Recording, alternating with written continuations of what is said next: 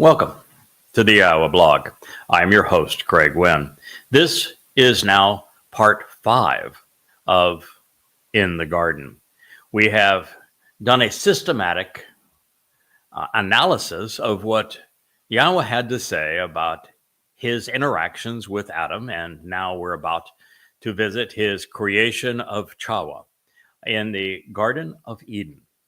And the reason we have done this is manyfold. One of them is that, and this is perhaps the most important, in Yahweh's plan of events, he begins his relationship with us in the Gan Eden. And there he explains exactly what he cherishes, how he is going to interact with us, and establishes the rules for participation within his family. And we see what happens when we listen to God and do as he instructs, and what happens when we don't, particularly if we either misinterpret or misconstrue something that he has said. And the reason that this is important, just beyond the fact, isn't it nice to know what God intends, what he cares about? Isn't it nice to know what can get us into trouble, and so that we can avoid it? Isn't it nice to know what God enjoys so we can do more of it? Well, beyond all of that, there's the realization that according to Yahweh's plan, we return to the garden. It is something I recognized very early on, almost 20 some odd years ago, that the whole story of Yah begins in the garden and it returns to the garden. Sukkah, the 7th of 7 Moed Mikre, means to camp out with God. He is inviting us back to the garden. And when the prophets speak of the last days, they specifically say that Yahweh is restoring the earth such that it will be like Eden. And to do that, he must make it like Eden, which is to remove all traces of religion, politics, and militancy and conspiracy from the earth. So this is a prophetic picture of our eternity with God.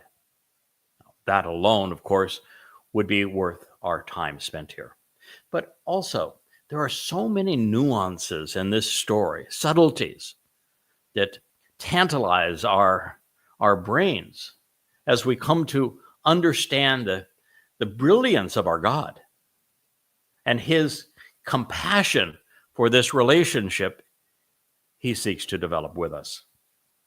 So this is now the part 5, the 5th episode of our story in the garden. It begins with a, extraordinarily profound statement by Yahweh. Yahweh Almighty said, "It is not good for the man Adam to exist alone by himself." Now, before we read the next statement, think about that for a moment. What is it that should immediately pop into your mind as you read these words? Do you see something here that is extraordinary? It is not good for the man Adam to exist alone by himself. All right, I'll share it with you.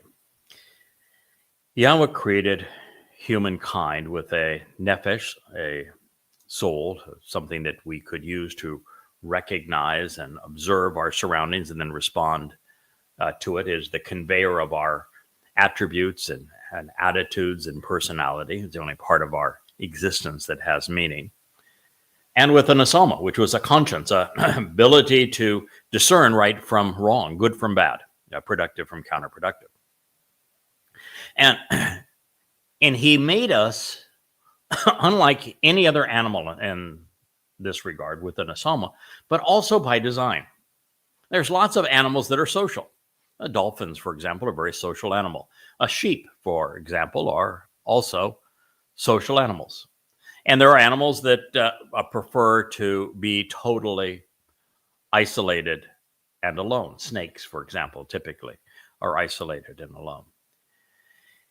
We were created to be upright, So not bowed down, the opposite of what religious bound does. To stand on our feet. We are really the only creature that is capable of continually walking upright on our feet. Yeah, I know that apes can do so, but for the most time, they're, still down on all fours as opposed to just on their feet. We're it. That tells us that God wants us to stand up with him and walk with him, not bow down to him. We are an animal that has opposable thumbs. That's important because with opposable thumbs, we can use tools. And with opposable thumbs, we can use the greatest invention in human history. It's not the wheel, it's not the fire. It's the written word. We can write it. We can hold books and we can read it. And to a large extent, that is what these programs are designed to be. I've written 35 books. They're on the shelf at yadayah.com. They are all free. But you know something? Yahowah told me that the marginal utility of me writing the 36th book, Coming Home 4, which I'm writing, but I'm only writing it so I can share it with you on these programs. In fact, this very presentation in the garden and the one before it, the series in the beginning, they are actually from Coming Home Volume 4, which is unpublished. When most people go to the bookshelf on yadayah.com, it's just overwhelming. It's intimidating. I mean, who in the world has written 35 books all on these subjects pursuant to who God is or who he is not? And you show up there and most people say, oh my God, it's intimidating. Where do I start? And rather than starting, they don't start. And the realization is now that if somebody were to devote 3 hours every evening, they come home from work, they've taken care of their family. Now it's their time to relax. And if they were to spend 3 hours every evening reading these books, it would take 365 days to get to the end of them. We only have, 16 months left in this phase of our mission on behalf of Yahowah? Yahowah said, you don't need to write another book. You've written the books. You've given people everything they could possibly need. And that was because I am now the books. I am the living repository of my translations and the insights and the commentary, and that all I have learned on your behalf over the past 23 years. I am the books. I am the library. And so what I'm sharing with you is akin to me coming into your home, becoming a friend, earning your trust, and conveying the essence of God's message to you. That is what the Yahowah blog is all about. So, the first aspect of this is that God also created man so that we could use our tongues in such ways that we could pronounce words, so that our hands, we could write them, and books, we could read them, but also our vocal cords and our mouths and our structure of our mouths and the way we use our tongues and the like, we're able to communicate verbally using words. And he gave us the brain power to be able to do so and to process it and to come to understand what these words mean and to make the necessary connections to deduce comprehension. It's a very unique capability of humankind, which means we can stand upon and grow beyond those who came before us. In my case, I didn't make any of this up. I'm not inventing any of it. Everything that I'm sharing with you was written between 2,500 years and 3,500 years ago. I've simply taken the time to look at the oldest source, translate it for you as accurately as possible, comprehend what is being said, share additional insights with you, explain the words, more fully, and then deduce the insights that can be drawn by making the connections and everything that has been said. So this is the essence of what we have been conveying. And When you realize that that is the sum total of our message, then we know precisely what God is saying here. Because now we're in what's called social media.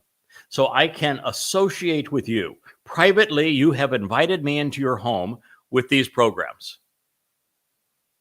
And we can develop a relationship. So you can come to look me in the eye, see my expressions, my gestures and all. And you can know this is a live stream. I am unedited. I'm sitting down before the camera in front of all of these lights, in front of this microphone, and it's just you and me. There's no editing.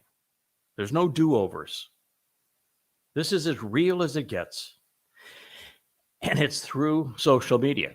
We're live streaming this on X, on Facebook, and on 3 YouTube channels, all at the same time. You can watch it on your computer, on your phone, and on your television set, wherever you'd like.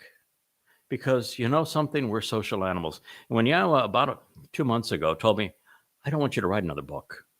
You've done a really fine job there, Mr. Verbosity. He didn't say that, but I can add it. He has a sense of humor. You've written enough books. Okay, already? Enough. What you need to do is look people in the eye and tell them what you know about me. And that's why we're here. And so this is a far more social outreach. It's not good for you to be alone. And think for a moment, was Adam really alone? No. Who was with Adam? Yahowah. The entire time, Yahowah was with him. Adam was never alone. But what Adam did not have is what I could not give to God's people. This social interaction that we have here. He needed another human to whom he could relate. Now, you look at God, and this concept is really manifest all over the Torah. Let me give you a great example. Yahowah knew that his people had forgotten who he was, but they were being mistreated. And Mitzrayim and Egypt, in the crucibles of human oppression, they were being beaten and they were enslaved. And life was not worth living. In fact, the Egyptians were beginning to perpetrate genocide against them. And Yahowah could have, if he had so decided, he could have gone into Mitzrayim, into Egypt. He could have obliterated every Egyptian. He could have destroyed all of their weapons. He could have released all of the shackles. He could have provided everything that a migrant people could ever want and taken them into the promised land. He could have even teleported them there. Poof.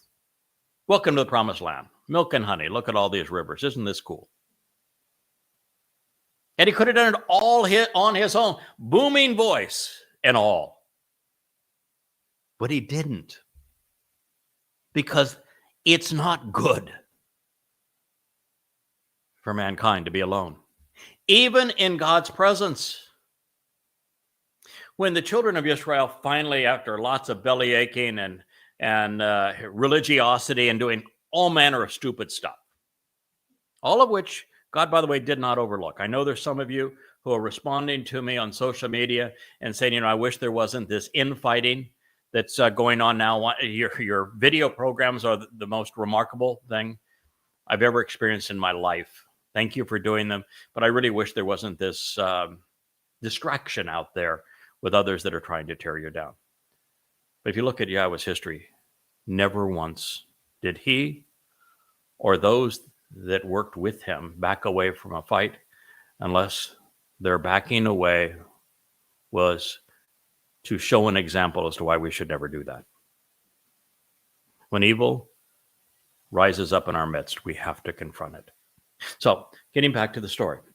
So, Yahowah has chosen Moshe to liberate his people. They work together to do that.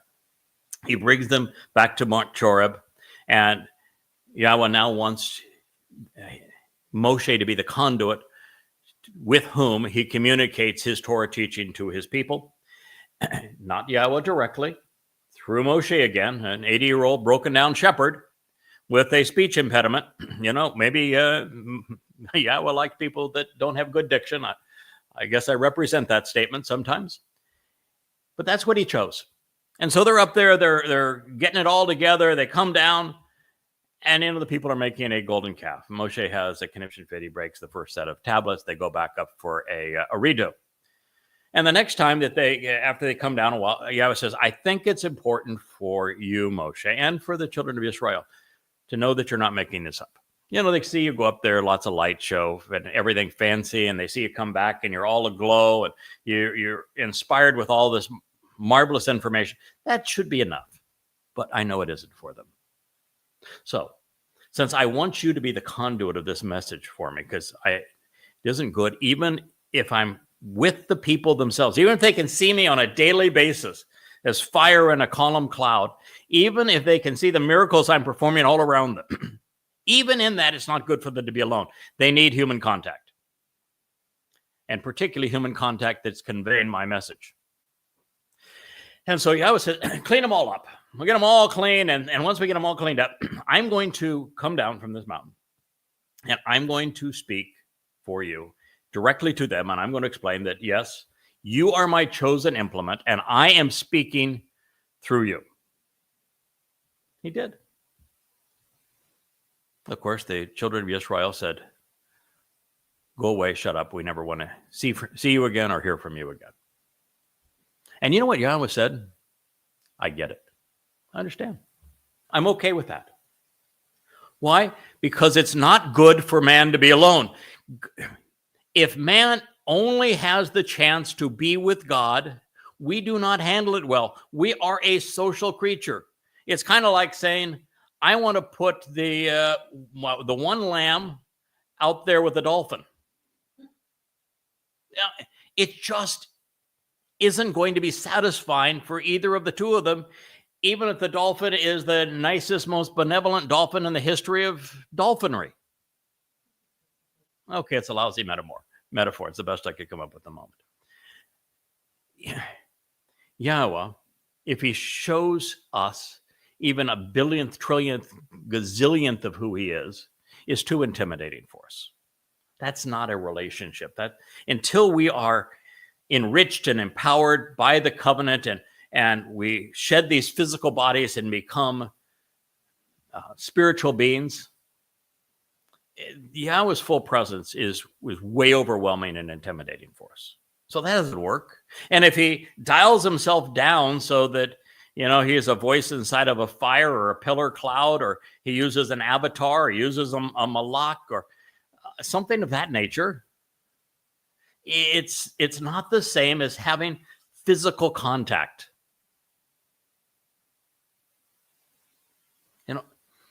If you're one of the many that is living today in a broken relationship of some sort, you're alone. You don't have anybody that knows what you know, cares about what you care about. You're not getting along with children or spouse or parents or whatever it might be. You know what it's like to be alone, even if you're in somebody else's presence. And so Yahweh's approach has always been, I'm going to pick someone. He picked Noah. He picked Moshe. Of course, he picked Abraham and Sarah. And sometimes the people he picks aren't terrific. Sarah was. Abraham was not. Yishak, pretty good guy. Not totally, made some mistakes. Jacob, nah, not so much. This is just the reality. You look at Jacob's kids, most of them were bad. So God just picks a person that through whom he thinks he can communicate. Somebody that will listen to him, will respond to what he has to say, will devote themselves with a sense of loyalty and steadfastness that at least has enough gray material up there that they can process what he has to say. that's willing to learn from him, and after you've learned from him, to share what it is that you've come to know. He wants to filter his knowledge through us to us. You look at the book of Devarim, for example. It's the most cited by far in the Torah. And yet, if you look at Bereshith, 100% of Bereshith is Yahweh's narrative. He was the only witness to any of these things, from creation to the flood to the formation of the covenant with Abraham, the whole thing, the development of the extended family. Yahweh was the only witness. It's a whole narrative of Yahweh. People don't cite it all that often. I mean, I'm the first person to really dig into the creation account and says, well, every aspect of it is scientifically and spiritually accurate, and here's why. I was the first person to dig into the flood account and say, this true is scientifically accurate when you actually look what the words say, and here's the reason for it. Or to go into the creation account and say, let me give you some insights here, like what was said on the fourth day that is so profound to our understanding of God. But it's all Yahweh's narrative, and very little of it's understood. I was the first person to analyze Yahweh's narrative with Abraham so I could tell you what the 5 conditions and 5 benefits of the covenant have always been. No one else had ever done that. And so, filtered through an individual who took the time to listen to God and then share what he had to say was profoundly important. And that's why I'm conveying this to you in these programs. This is the entire intent of it. Now, we go to Moshe.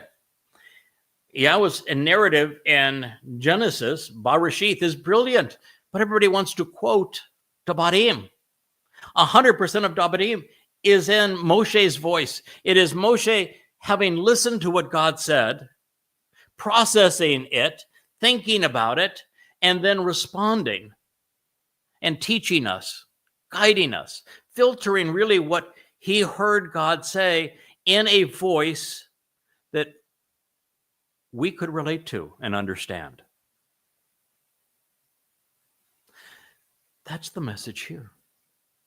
That is the message of God saying, it's not good for man to be by himself. La bad hu. Apart, separated, withdrawn, isolated. We need the human touch. We need somebody who has become exceedingly familiar with Yahweh, who Yahweh has helped teach, understand, and project and proclaim his message, looking us in the eye, talking to us as I'm doing for you. And that's one of the reasons why.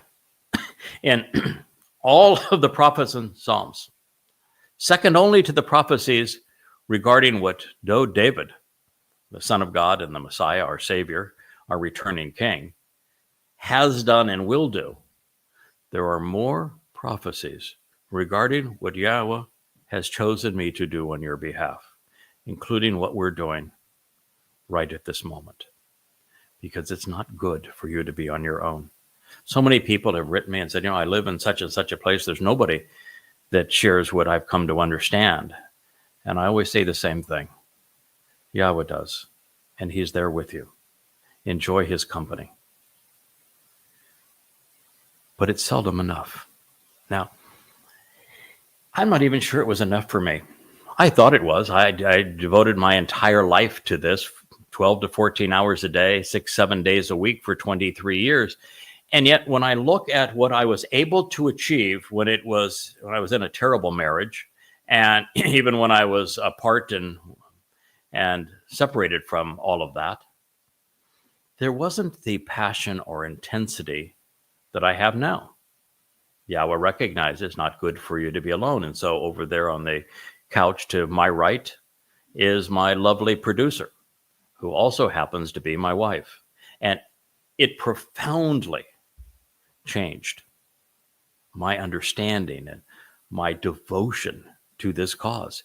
She's Jewish. It was for God's people that I've always been called. And now I had a filter. I had a target audience. I could talk to my wife about these things that were so incredibly important.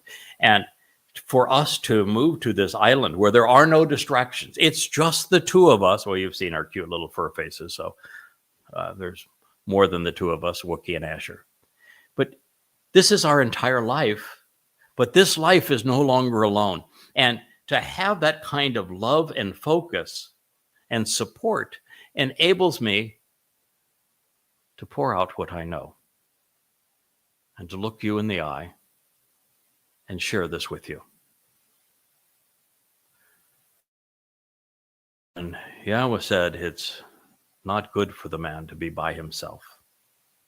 Knowing that Yahweh had spent every waking moment with Adam, what he was saying is that while we are in this state with physical form being so diminished from what Yahweh is, we need a human conduit. We need someone who can bring this message directly to us in a way that we can relate to and understand. And that's what we're doing now.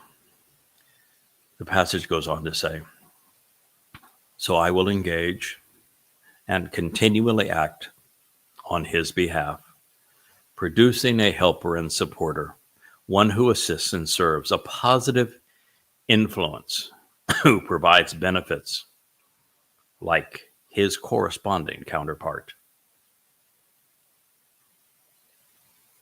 What a wonderful, wonderful, magnificent gift.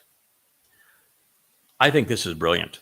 Now, after presenting the tree of the knowledge of good and bad, Yahweh presents something that is so exceptionally good and beneficial. Not one, I don't even think in a billion people, fully appreciates what he's offering or why he was inclined to do so.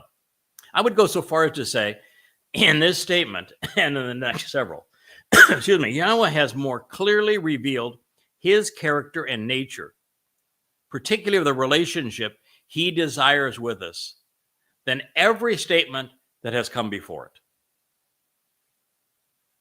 God genuinely cares for our well-being.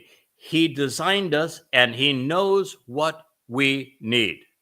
And while the relationship is essential to him, Yahweh will not compel our participation. Therefore, we recognize that he created us as social beings so that we would fit into, feel comfortable with, long for, enjoy, make contributions to a loving relationship. We were designed to thrive and grow in a covenant family setting. God knew that if we were isolated and alone, it would torture us. It would torment us. With only Adam, man, in the garden, he would cling to Yah because the alternative would be unbearable psychologically. And so God did what was one of the hardest things I think he would ever do with us and for us. He began the process of offering his great love, Adam, the opportunity to love someone else, even instead of him.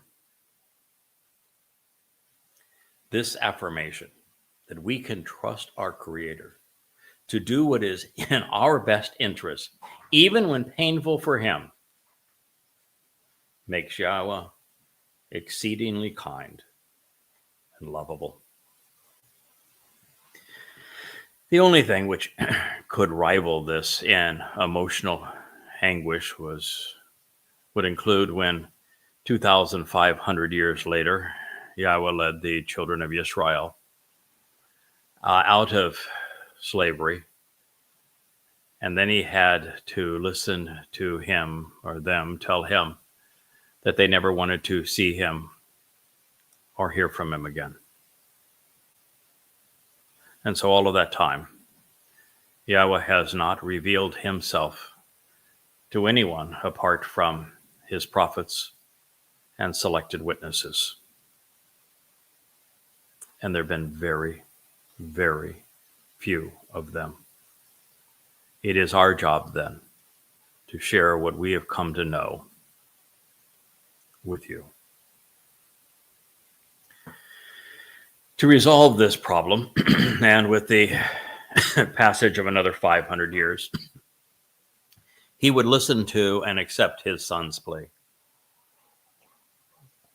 It was an exceptional discussion. I would have loved to have actually heard it when Dowd came to recognize that it was necessary and appropriate for him to serve as the Passover lamb. 1,000 years later, he experienced the anguish of Roman torture. And Yahweh had to witness his beloved son, who had volunteered for this mission, endure separation from him on Matzah, all for our collective benefit. Great pain and anguish for the Father, all for a very, very distant, prolonged benefit for us, because there is no one for almost 2,000 years after Dowd made this sacrifice, or for most of the 1,000 years after he announced that he was going to do it, that capitalized upon it, rather than accepting and celebrating and benefiting what Dowd had volunteered to do and Yahweh had enabled for our benefit. His own people negated it. Paul would create a crude counterfeit named Jesus Christ to rob everything that they had achieved. And Rabbi Akiba, the father of rabbinic Judaism, fought a lie with another lie and foisted Bar Kokhba on the people. Can you imagine the anguish of God, knowing that he and his son had made this tremendous sacrifice, only for us, for humankind, for better part of 2,000 years to spit in his face, to negate it, to trash him, to denounce him, to replace him, to erase his name, to give his titles to a goddamn myth. But God is so good, so long-suffering, that he allowed this to happen because he knew one day that would change. That day is today.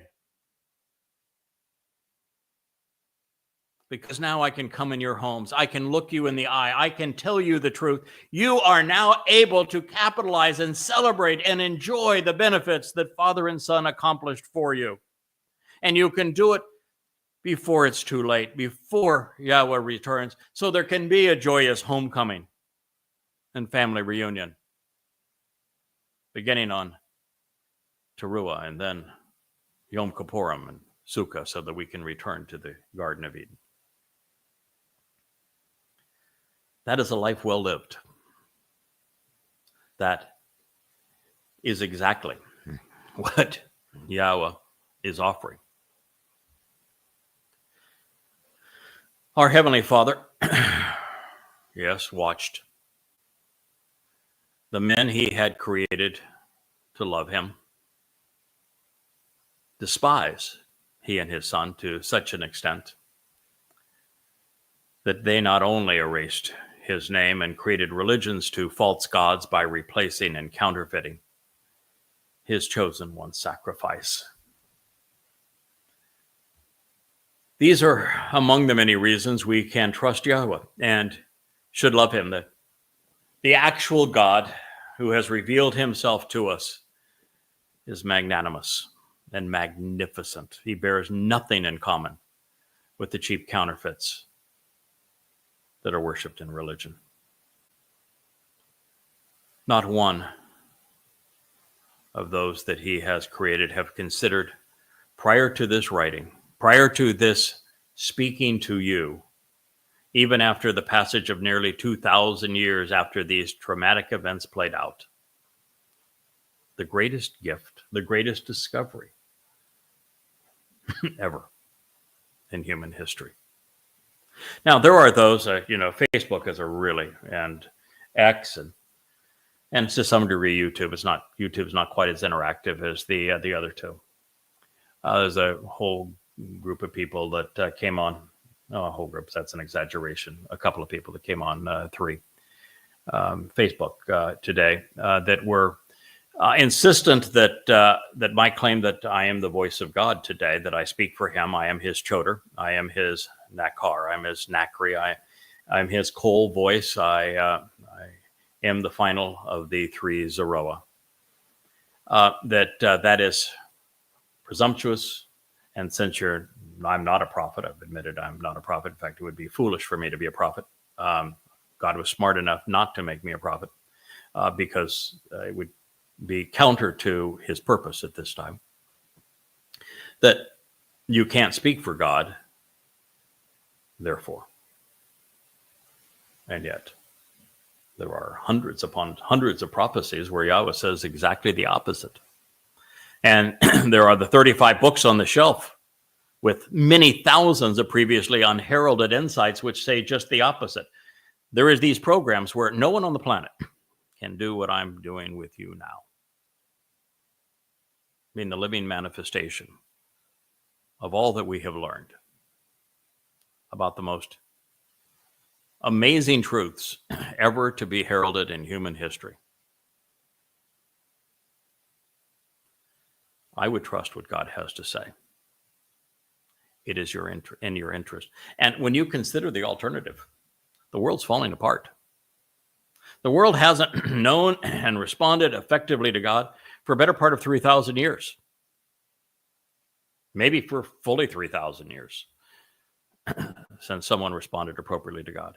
The world's been religious. God hates religion. The world's been political. God hates politics. The world has been conspiratorial. It despises that. It has been militant. He doesn't care for that either. And the world right now is devolving. I mean, it's crashing. This alliance between progressive libertards and Muslims is the most deadly and destructive in human history.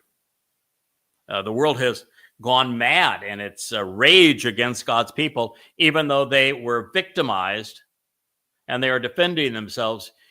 If you listen to the world voice, you would think it's just the opposite.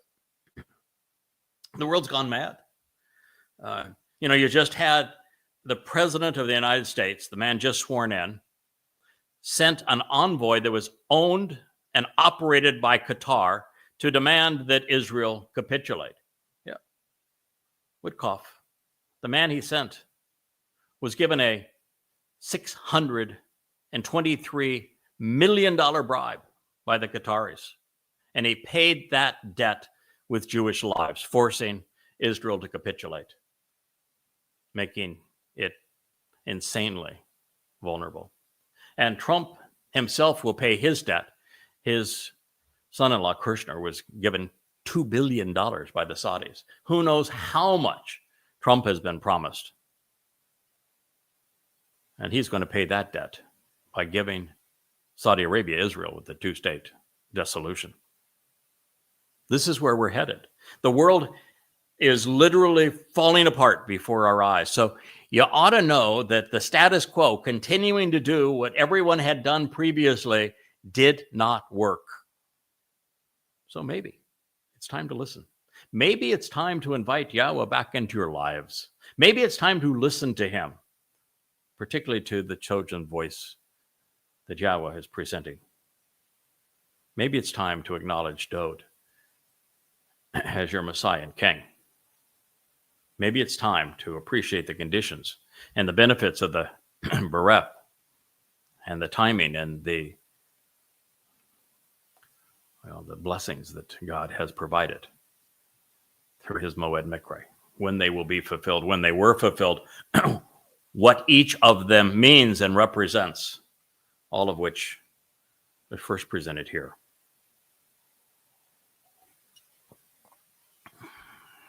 Yahweh was not considered by name prior to these writings. His son was not acknowledged by title or by his accolades prior to this writing. No one had any appreciation for the fact that the Christian myth was piled directly on top of the truth.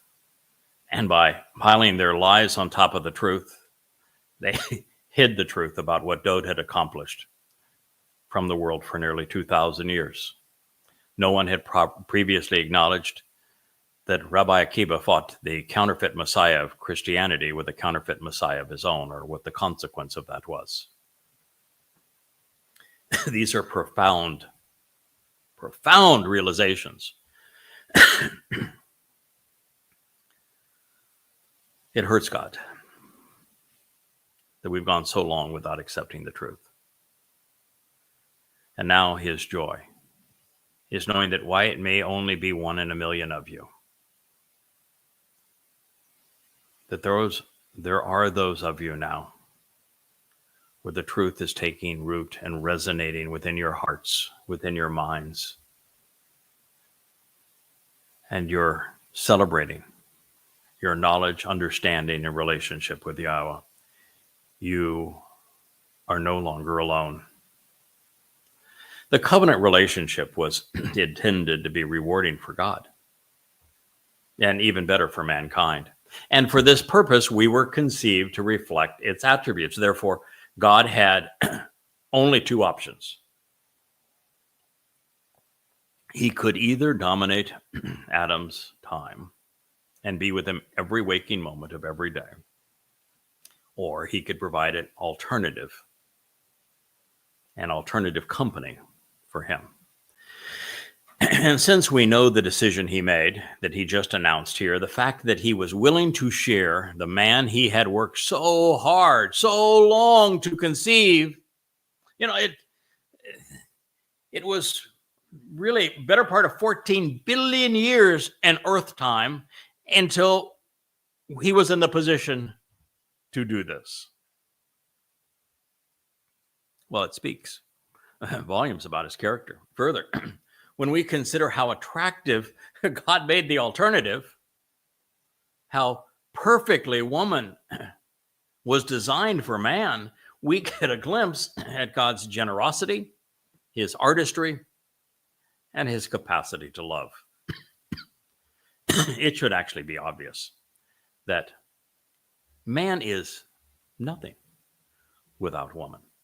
My loving wife is supporting me again. She knows that I have a tickle on my throat, and the best way for me to resolve it is to have a cup of tea with you. And so she just freshened my glass, if you want to know why it's larger than it previously was. But again, I've got to be relaxed in front of you. If I'm going to sit down in front of this camera, in front of this microphone, and talk to you for an hour at a time, we have to be relaxed together. You need to know this is very real. So, without woman, man is nothing. That's why it's so hurtful to me, as I have written the 5 books on Islam, 4,200 pages of documentation to demonstrate that Allah is not God and that Muhammad was not a prophet, that Islam is so hostile to women. It also breaks my heart to see progressive libertards siding with Islam, knowing that it's so misogynistic and so hostile again to women, so deprivating to them. Muhammad was a rapist. He was a pedophile. He put women in tents. He deprived them of their rights. The Quran renders women with as really nothing but animals to please men. Heaven is nothing but perpetual virgins for men to conquer. It is a repulsive scenario. And so it is really sad to see that, when the fact is we're nothing without woman. I mean, my life would be so less meaningful without the woman in my life. And truly, we can't reproduce, we can't make life unless we're together. We can't nurture life unless we're together. And we're together and we support each other with our differences and our mutual gifts.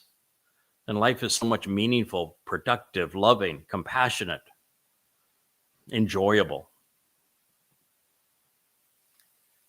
The woman, therefore, would be an essential gift and a blessing, not unlike the gift of Yahweh's beloved son, Dowd, to us as he fulfilled the Moed Mikre. Now, also relevant for humankind to appreciate the intent of the covenant, we would need to experience love, home, and family in a cohesive and collaborative whole. While the woman could provide Adam with tremendous happiness, even apart from Yahweh, that is not all that this offer of assistance represents. The concluding statement does not actually say that Yahweh made someone for Adam. By using Asha Lahu, God actually confessed that he engaged on Adam's behalf, acting in his interests, Adam's interests. Asha means that God went to work for the benefit of this man, thereby serving him. And when spoken in the called imperfect, it means that his labors on Adam's behalf were genuine and ongoing.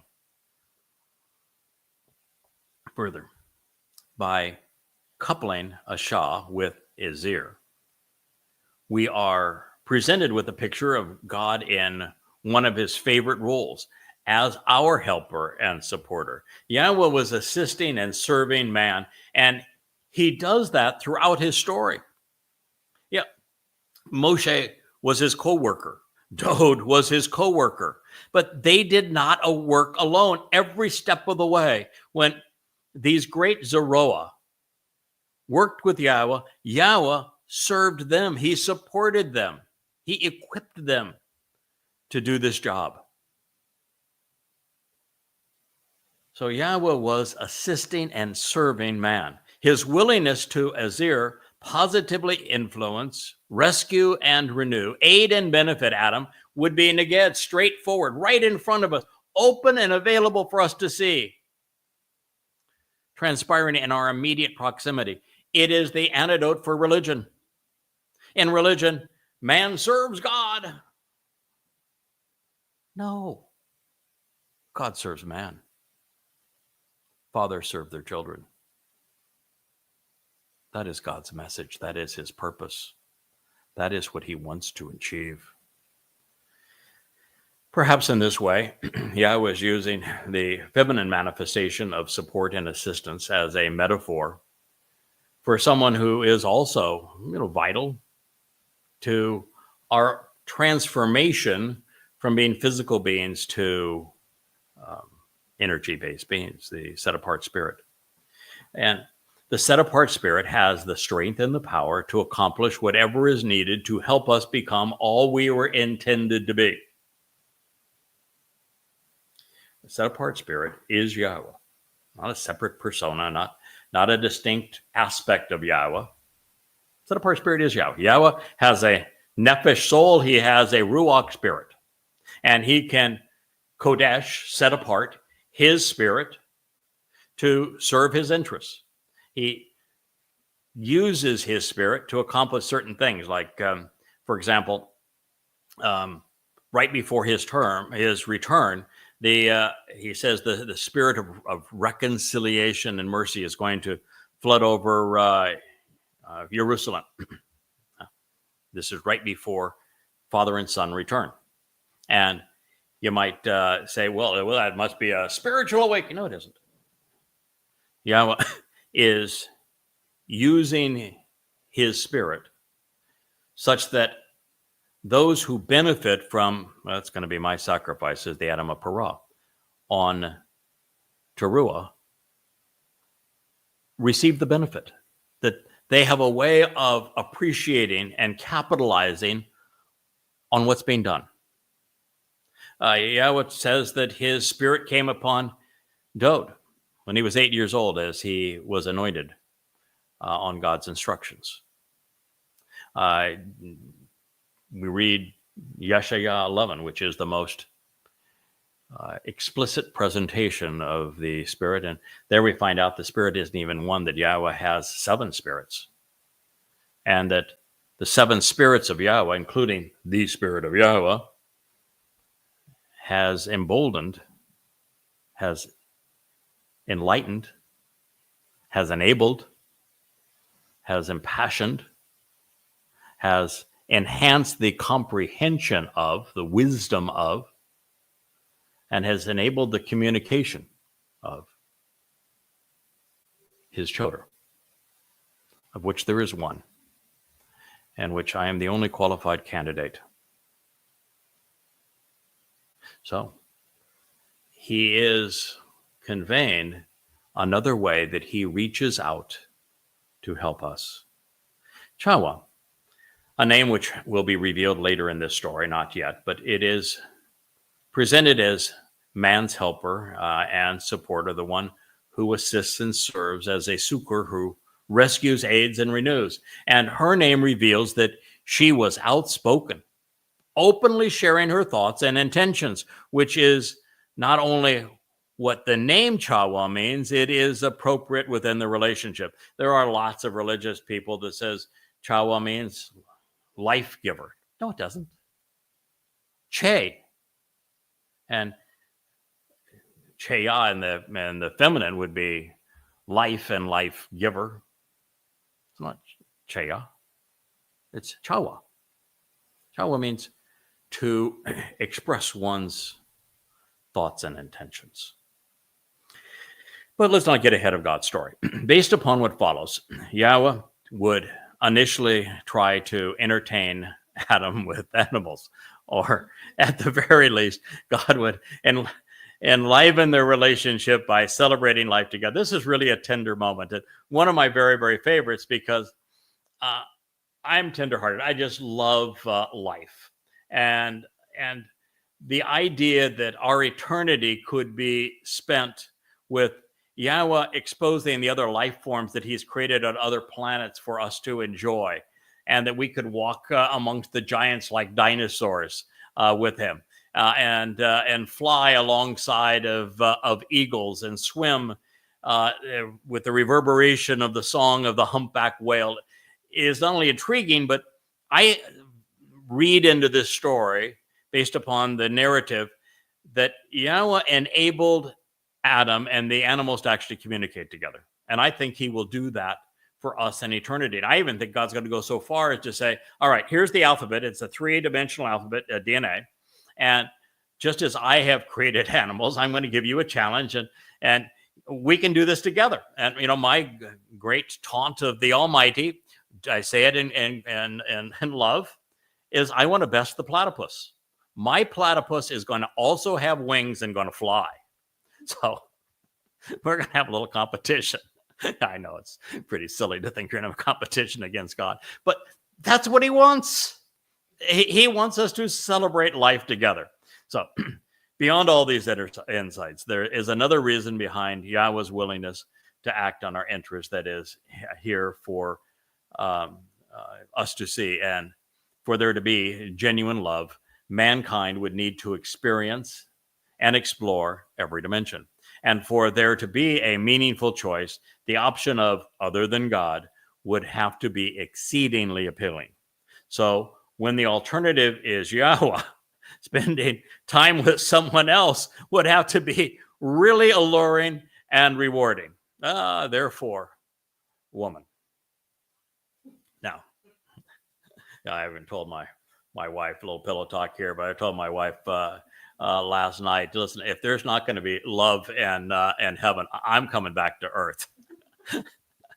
So she's giggling over on the side, but he made the alternative really appealing.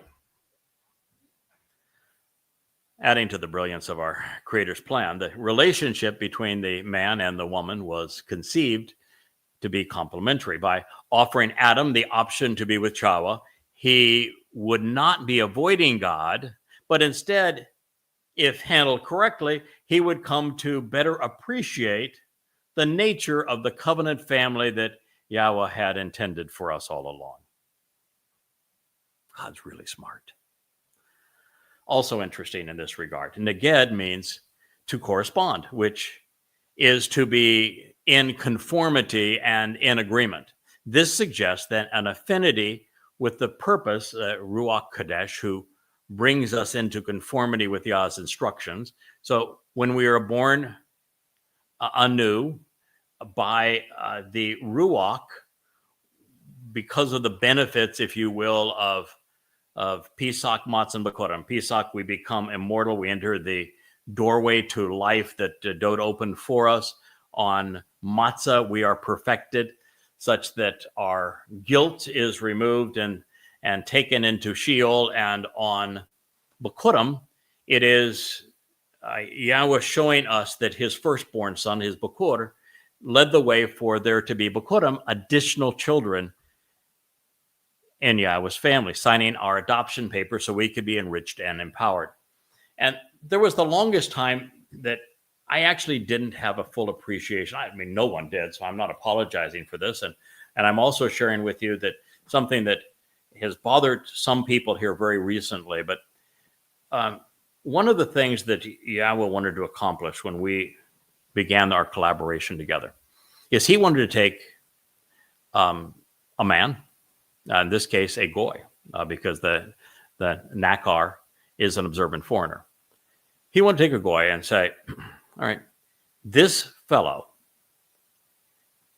since he's going to be capable of reading the Torah and prophets, making appropriate translations, accurate translations of my words, and then comprehending them and deducing insights that had never been contemplated in the last 3,000 years, some of them 3,500 years, then it was there for you all the time. And so rather than doing a data dump where Yahweh said, okay, here's the Torah, I'm going to eventually write it inside of you. I'll just give you a sneak preview. I'll write it inside of you. You'll have the answer for everything. That wasn't the point he wanted to make. He wanted to let his wayward children know that every answer that I have shared with you and that I will continue to share with you has been available for anyone with an open mind and willing to invest the time with a disciplined approach to evidence and reason to find. And so we have learned together on the job. So if you're going to learn, then that means that what you know tomorrow will be beyond what you know today. And along the way, well, nothing fundamental has ever changed. And my understanding of God, I have, through learning, developed a clearer understanding of certain things. So this happens to be an example. And it's an example because the rebellion against me is this convoluted idea that the spiritual mother, mom, has been neglected and that they are now the voice of mom, appreciating her for the first time. It's utterly ridiculous and there's no basis for it, but that doesn't stop people from believing myths. And so long ago, over these past 23 years, I was the first person, probably ever, to recognize that Ruach was a feminine noun, and so I referred to the set-apart spirit as she. I think I'm the first person to ever do that. I was the first person to actually talk about the role the Ruach had in creation.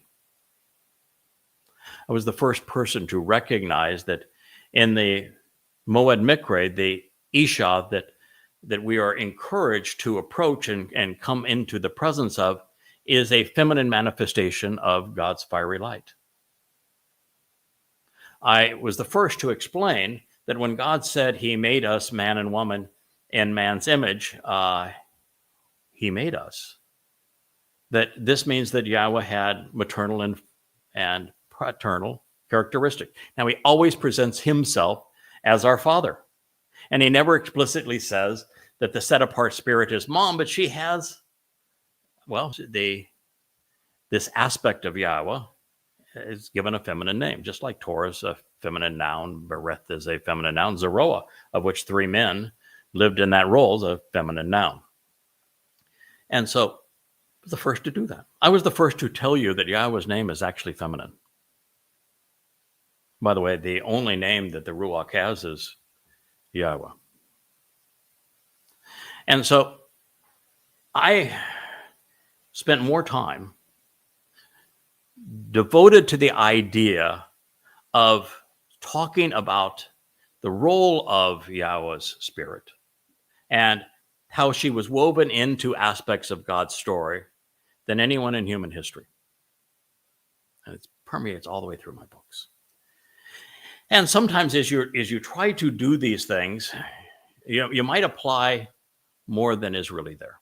This is an example. If I were to read to you what I wrote some years ago, I said that the Ruach Kodesh, was set apart spirit, who is not even mentioned here, by the way. It's just I'm extrapolating it from, Chawa being feminine, is responsible somehow for our perfection before God. And I spoke of a garment of luminosity, and there's a reference in the prophecy to a garment like this, and I just described it to the set apart spirit.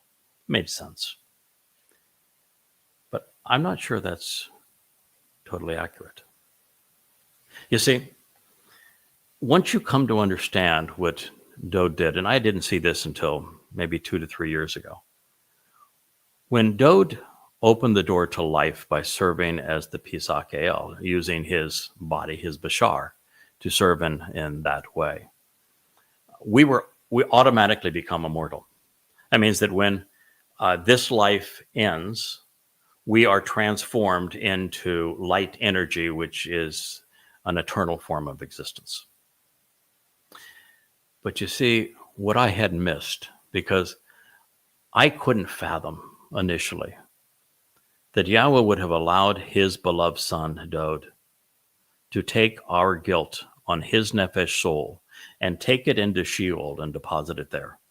I couldn't imagine the Father would allow that until I retranslated all of the Mizmor. And it's over and over again that says that Father and Son, Dode and Yahweh, were in full agreement that this was the best plan. And then I read with fresh eyes the 22nd Mizmor and the 88th Mizmor, when Dode expresses that he's experiencing crucifixion as the Passover lamb, and that he's experiencing separation in Sheol, which means he's fulfilling matzah. And all of a sudden you have, whoa, this is the single most important discovery relative to our relationship with God, relative to getting off of this blue marble spinning in the darkness of space alive. There is no more profound truth than Father and Son fulfilled Pesach, Matzah, and Bakorim. But once you know what Dode did on Matzah, where he allowed our guilt to be slathered on him, his soul, so that he could take it to Sheol, to deposit it there, never to be seen again. You don't need a garment of luminosity. It's done. We're perfected. Our guilt's gone.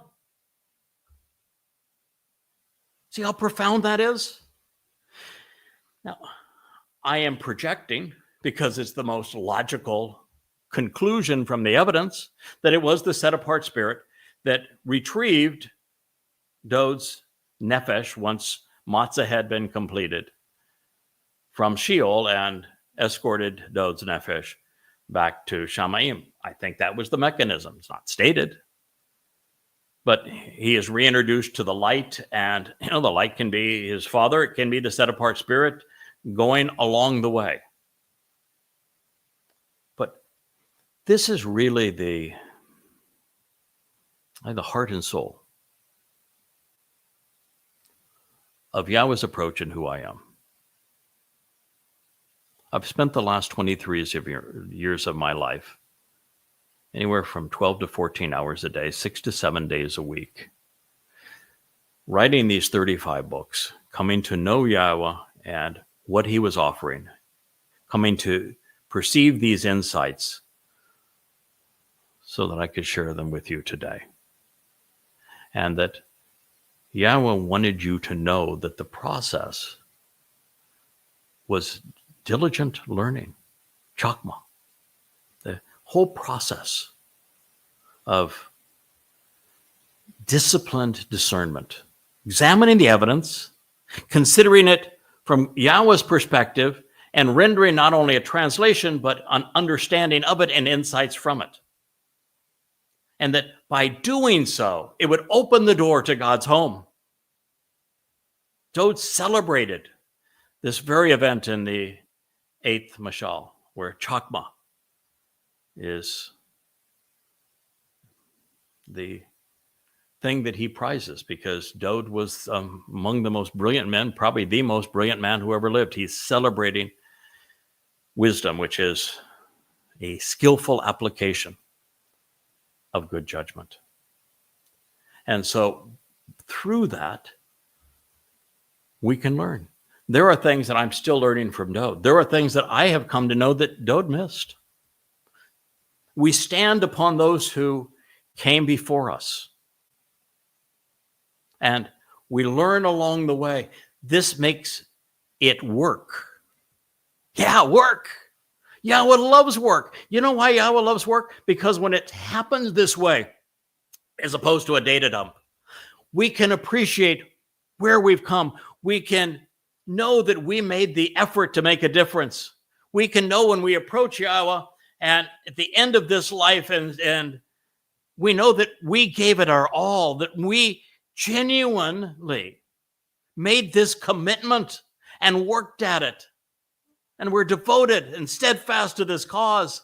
And these are the marvelous results of it. We come to know by studying his word and thinking about it. Now, God, I'm sure, made it easier for me with the application of his 7 Ruach.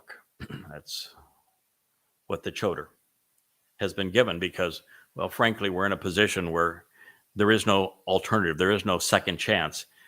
I either succeed with Yahweh's support, his Izir, or there is no homecoming. There is no family reunion. There is no Shabuah or Teruah harvest. It is all for naught. The world cascades into nothingness. God does not return. The earth is destroyed. Satan wins. So Yahweh did apply his 7 spirits so that I could share this message with you, so that you could understand what I've learned from Yahweh. Isn't that a tremendous gift? Isn't it worth celebrating? Why we need to work together? And in this way, yes, Yahweh's set-apart spirit has been my Azir, my helper, my supporter, all the way along the way. But you know something? Never once. And I've been doing this for 23 years. Man, I get up before the sun every day, and I go to my study to make a contribution to Yahweh's mission and his family, and to herald this message on behalf of Dowd, his son. And I do it well past sunset every day. You know, there's not a single insight, not one, that I have deduced apart from Yahweh's words, from those found in the Torah, prophets, and Psalms. This isn't a game of spirituality. You know, this Christian myth that the Spirit will somehow fill you and give you these answers, and did you celebrate the Spirit? I mean, no.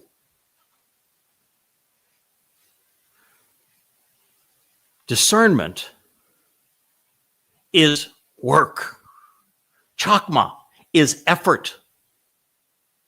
You come to conclusions by studying what his words mean, and then forming conclusions about them, and then relating other aspects of his story so that you understand them, and then you can deduce insights once you understand, like we're sharing now.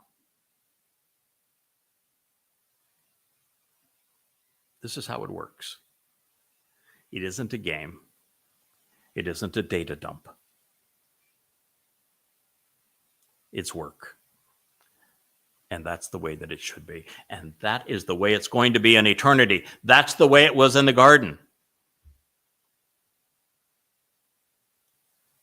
So, we will ultimately become more like God and equivalent to him, because he is going to transform us into spiritual beings. That doesn't mean he's going to make us the set-apart spirit. The set-apart spirit is an aspect of Yahweh's nature. We are just going to be spiritual beings. Our soul is going to be empowered and energized and capable of entering the 4th, 5th, 6th, and 7th dimension. As a humorous aside, and Perhaps a jab to Christians by combining the primary and secondary meaning of bad. God said that it was bad, estranging and separating, to carry a cross. I find that. Yeah, there's just so many words that you look up the full meaning and, yep, that's what bad says. It's bad says it's estranging and separated to carry a cross. The whole Christian cross thing is just such a piece of foolology, and it's such an irritant to God. Can you imagine that you're going to say, I'm going to worship a God on a stick, a tortured God on a stick? That's going to be my symbol. I'm going to honor God by nailing him to a stick and keeping him there. Folks, out of your mind. Well, and if that were not enough to get our attention, the tertiary meaning of bad is branch, and that is the Torah's most enduring symbol of David, because when we connect with him, we live, we blossom, we grow, we become fruitful. And by listening to him, the doorway to heaven is opened. Now, before we leave this profound declaration and conclude this, the 5th episode of In the Garden, and I realize I have gone on a whole lot of what you might think are tangents, but the purpose of this program is not just to read what I have written to you. It's to share what I have come to learn, to give you the gift that Yahweh has shared with me such that you can capitalize on it. You know, when we look at the things that are beautiful in life, a beautiful sunrise or sunset, a waterfall, a lovely rainbow, a beautiful child, whatever it is, when that gift, that vision, that experience is shared, it is so much more rewarding. I had a dear friend of mine who was visiting Africa, and today she couldn't wait to share the pictures and the experience that she's had. And we had a marvelous moment sharing the joy of all of that together. Because sharing is caring, as they say. So this is what Yah was conveying here. God routinely refers to himself, by the way, as our helper, the one who shares with us. So this isn't a pejorative. In truth, the one who serves, the one who rescues, renews, and restores is often the unsung hero and the greater contributor in the story. Now, based upon which follows, and I'm going to, after I read this to you, we're going to do as we've done in the past. We're going to end our program at this point, and then we're going to return to this with our next episode. But I like to leave you with the words of Yahweh as opposed to my understanding or conclusions regarding them. So based on which follows, I suspect that before creating Towrah, Yahweh explored the other favorable option, which was to spend more time with Adam. Therefore, now Yahweh Almighty, who fashioned and formed out of the elements of the earth every living animal of the expansive environment, which means the area outside of the garden, in addition to every bird of the sky, brought them to Adam in order to see what he would call them and how he would greet and welcome them. Ma, kara, lahu.